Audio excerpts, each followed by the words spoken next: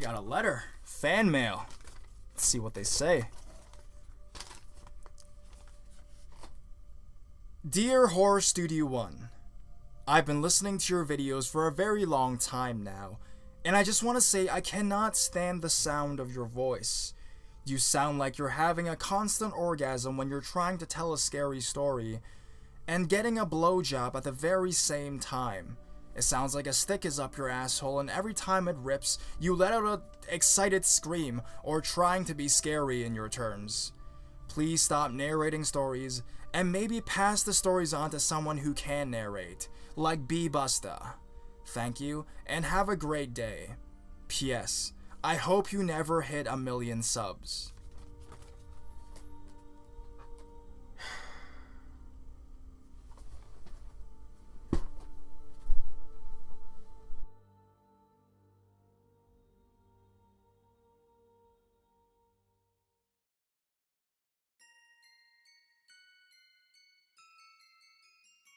This letter. So this letter got posted through my front door while I was watching television at 11 p.m. at night. This is my second post here, but I have encountered a creep again very recently. I found this letter, and what was written was, Eva, you put some food on the stool in bus shelter atop a street, or I'll smash every window and kick fuck out of anyone in your house. Make sure it's nice food, or mark my words, I'll kill you. Do it in 5 minutes, or watch what happens. P.S. Just put some food up there and that's it. Thanks. This kindly letter was sent from someone who lives up the street who I've never said more than, you want next door, when he knocked on my door by mistake one time. Immediately I phoned the police. Found out that he's been harassing different women on the street, and particularly targeting single mothers with baby under 6 months. A strange encounter, but the police seem to be taking it quite seriously.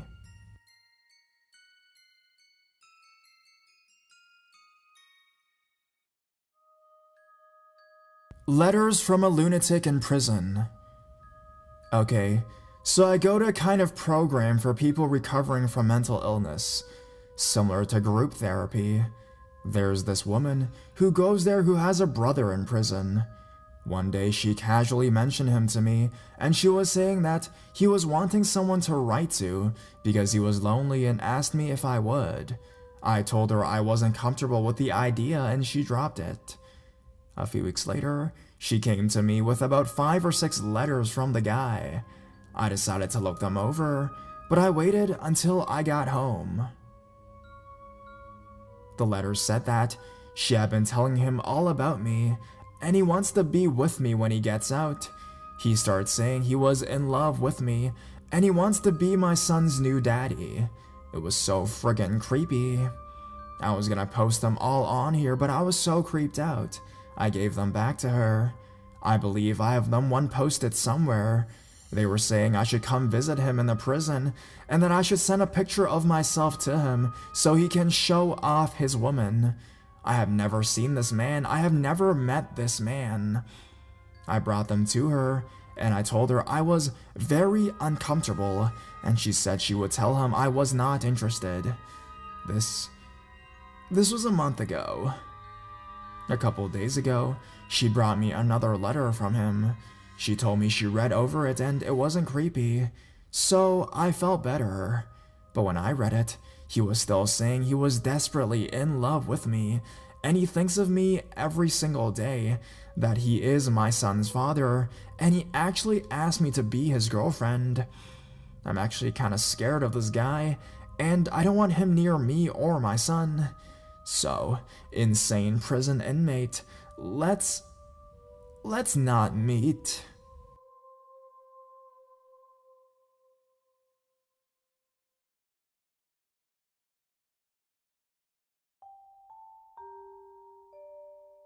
I am seriously seeking advice. A guy I only briefly encountered twice in my building, months later mailed me a 12-page letter from jail. He's a sex offender. I just got a letter from jail from a guy named Greg, which I had said hi to on the elevator in November. I said hi to the guy in November and get a 12-page letter the last day of January. I found out about 2 dead women in his past and that he's a sex offender, and his creepy letter has scared me. I am not sure what to do though. I live on the 6th floor of an apartment building. There was a lady in an apartment down the hall named Carol who let a man named Greg move in with her. I bumped into him twice. Once when I knocked on her door to give her some mail accidentally delivered to me. The second time was a brief encounter on the elevator when I was coming home from work. I was wearing my work badge with my name, and he commented on it. I'm a substitute teacher, and he commented on the badge and asked if I liked my work and said I had a pretty name. Months later, I get a 12-page handwritten letter from Greg. The envelope is stamped inmate in red block letters. In the letter, he tries to remind me how we met when I returned the mail and how we talked about me being a teacher on the elevator. He describes himself to me and says he hopes I remember him. In the letter, Greg details how he was arrested for failing to register his address as a sex offender, but explains how innocent he is, etc. It rambles from let's be friends to how he would like to give me a bath and wants me to move in with him to some trailer when he gets out of jail, how he thinks I'm hot, likes my dark hair. His ramblings of infatuation or hopes are interspersed with strange comments like, I guess I'm about to find out how judgmental you are, etc. It is signed, Be Careful, rather than Sincerely. Like, I can't make this stuff up. I have it right here and it's 12 pages of crazy. After some research, I find he has priors for driving drunk into a tree and killing his second wife, and also a different charge of sexual assault with bodily harm, and is required to register as a sex offender. This is all available per Illinois' website, Illinois Sex Offender Registry. Basically easy to find information on the guy. I asked a few people on my floor if they knew anything about this guy. The following is hearsay told to me by neighbors who knew Carol before Greg moved in. After Greg moved in, he isolated Carol from her friends she had made in our building before she met him. There was friction when he was running her friends off and controlling who she could talk to. He was confrontational and threatening, and neighbors kept complaining to management. Eventually, after complaints piling up and non-payment of rent, they were evicted. After the eviction, they had to move into a trailer owned by some relative of Greg's. Greg knew the trailer they moved into was too close to a school to be approved as a place to register, so he told authorities he was homeless instead of registering where he really was. In December, Carol died in that trailer, which I assume may be what brought authorities' attention to the fact that he was living there unregistered. The coroner did not perform an autopsy on Carol. Carol was in her early 50s, diabetic, and had had a stroke in the past. The coroner believed it was likely natural causes and did not order an autopsy. Carol was cremated shortly after. Her family didn't become suspicious until much later, when trying to get access to her belongings and accounts or whatever. They found out Greg totally cleaned out all her bank account and debit and credit cards literally right after she died. Now they are suspicious, but she's cremated. Most of this has been hearsay from the lady across the hall and her sister, who had been friends with Carol before this man isolated her from people. So I say hi to a guy, and months later get a long letter from jail and find out he's crazy. The question is now, what do I do? How scared should I be? How much of the hearsay has been accurate? I'm freaked, but not sure if I should be as scared as I feel right now. However, he's not scheduled for release until mid-March, so I do have some time to figure out what actually to do. What should I do? I have a crazy letter, but it's not illegal to write a crazy letter. But this is beyond creepy. He could be obsessed with me or stalking me or whatever, or he might just be taking shots in the dark to find someone to support him when he gets out of jail. I can't begin to know what's really going on in this whole situation, really. Serious advice is requested, please. Bottom line, I need to know what to do. Should I return future mail unopened, return to sender?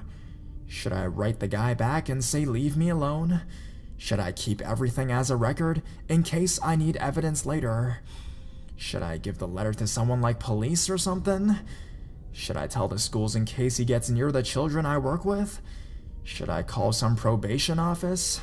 My brain is going all over the place, and I'm constantly trying to calm myself down. It's just a letter, right? Help. Seriously. Edited for being a wall of text. Not sure how to remedy. I want to thank you Redditors for your advice. I will sleep on this and discuss the issue with building management and the police tomorrow. I'll also talk to a local women's shelter for advice or any suggestions they may have. Update discussed at length with police and briefly with building management. Police say he is locked up for the time, but actually gave me a website where I can monitor if he gets released early. Lay also said I can call 911 and say his name immediately if I see him. They advise me to keep my phone with me at all times. I don't have to wait for him to do anything to call. I can just call. The building manager wanted me to let the jail Greg is in know what's coming out of their jail. They kept a Xerox copy. I have applied for a void card and once legally cleared would schedule a one-on-one instructor training at a local shooting range. Before I consider buying a gun, I have to find out if I can actually do it, so a few private lessons are in order.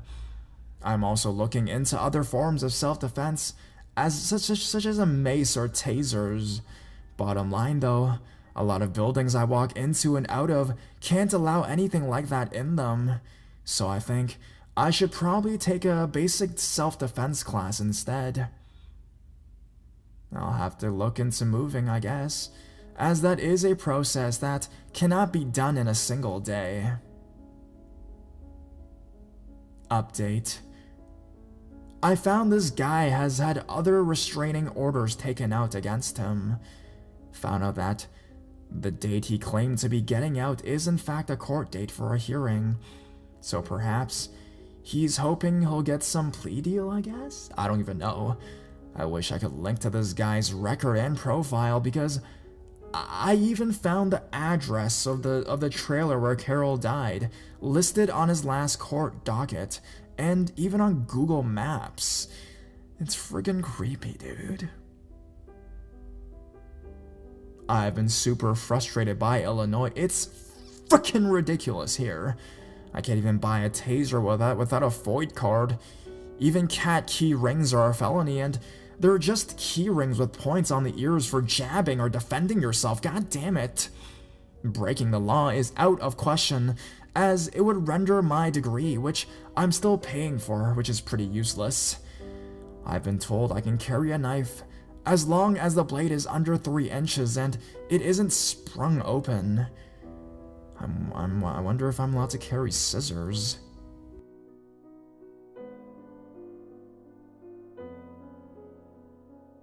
Psychotic love letters addressed to my mother. So long-time creeper, first-time poster and all that. So few creepy things have happened to me, so I'm stealing an experience of my mother's from when she was about 12 years old. She grew up for the most part in Hamilton, Ontario, Canada. Anyways, Hamilton is known for having a lot of halfway homes of sorts and institutions for the mentally unwell, particularly for schizophrenics. Also, my mom is from a typical large English, very Catholic household. So one day, a letter comes to my 12-year-old mom in the mail, addressed to her personally, the return address being a mental institution. It was a long and violent love letter. It mentioned how he saw her at church, how he loved her dearly, details of their relationship, how she had betrayed him, his anger towards her, and how he was going to get her. She was absolutely terrified. Importantly, it mentioned how he'd seen her recently at church on the TV. It was then he realized she was betraying him. At the time, she was in the choir and volunteered on the altar during masses that were filmed and aired on the public service channels. So she freaked the fuck out, told her parents about it, who also freaked out. I don't know if they contacted the priest first or the institution itself, but it came out that the guy, suffering from schizophrenia, had seen her on institution's TV, which was tuned to that channel frequently. He had become obsessed with her and mailed the priest, claiming he'd found God through watching my mother on TV, asking for her personal information and even her address, which of course the dumbass gave. Anyways, her parents were really friggin' mad and maybe even switched churches. But luckily, that was the end.